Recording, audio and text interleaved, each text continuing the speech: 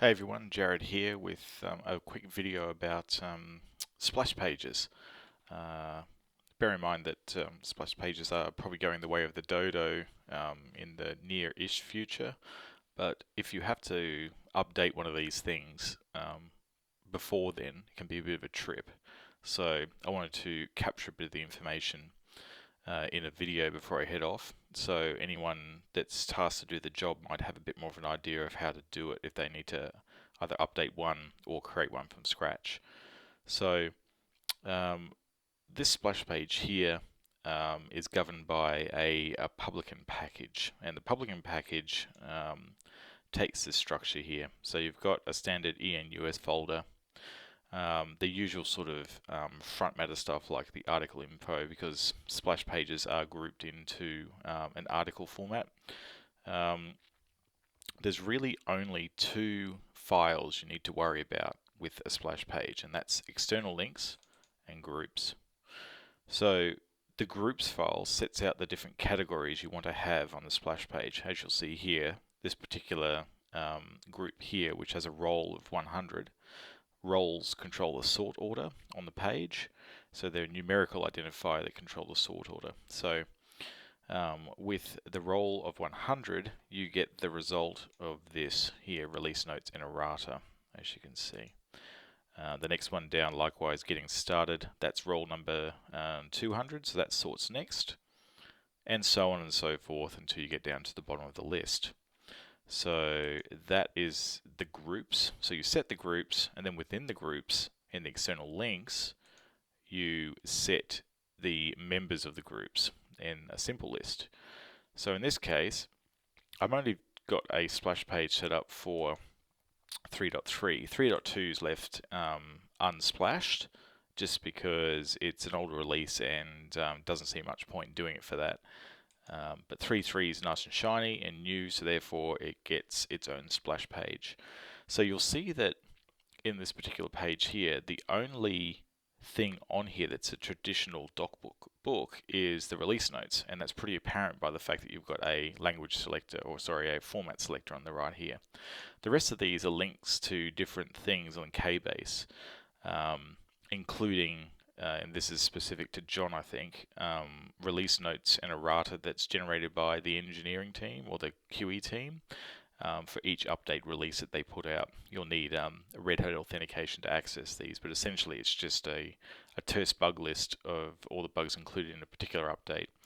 And this is what actually motivated me to create the splash page, because I needed a place to store these. So if you take a look back in the source for this, we'll take a look for update 02 release notes and errata.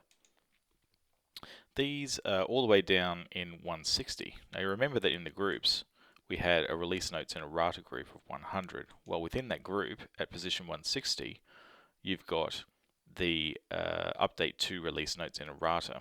Now we see the structure here is just gets contained in a member tag.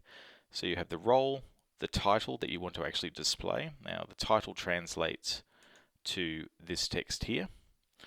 Then you go to the href, and that's pretty self-explanatory, a direct link to the content you want to reference, and then a terse description about what that thing is, and as you could see back on the page, that's represented down there in a very terse thing. Yeah, you can link there or click there and it'll jump you right to that particular article.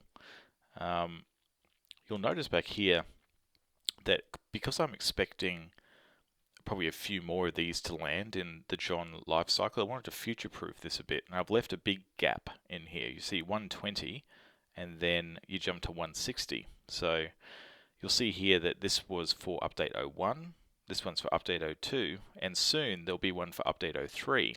So that would then take the 150 roll, which would then sort it above update 02, and put it with the most immediate version up front so customers can get to that easily.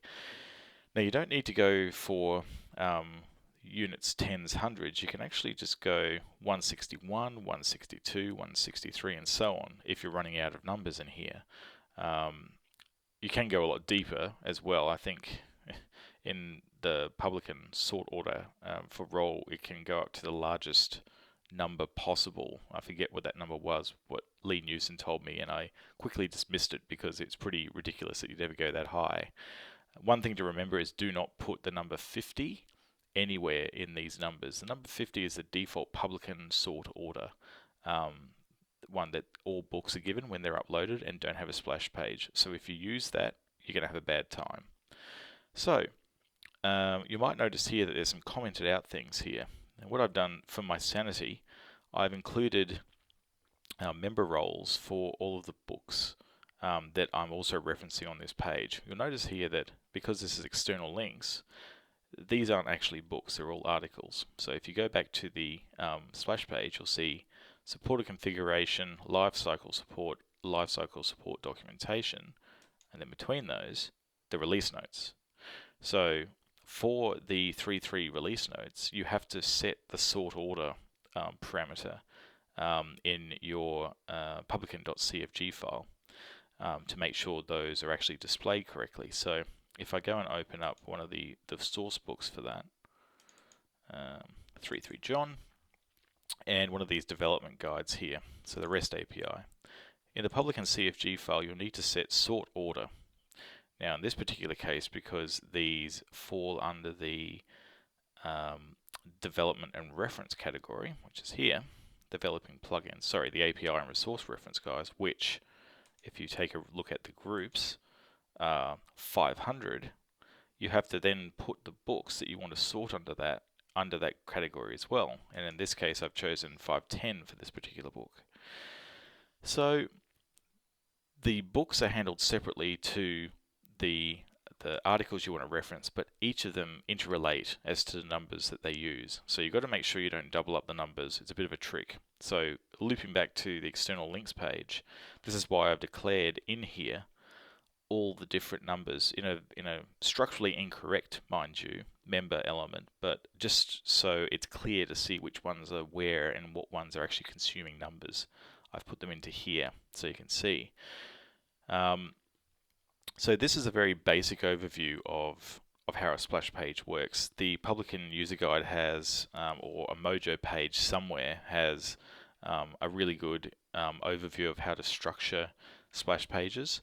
And there's a fair few people in Red Hat who know how they hang together. So if you're watching this video and you have any more questions, you should reach out and ask one of your DPMs or docs leads who's done one of these before to give you a bit of a bigger overview. Say if you want to enable more categories, say a 3.2 category or a 3.1 category in your product, it starts to get a little bit trickier, but it's certainly achievable if you know what you're doing. So I hope you got something out of this video. Thanks for watching it, and see you later.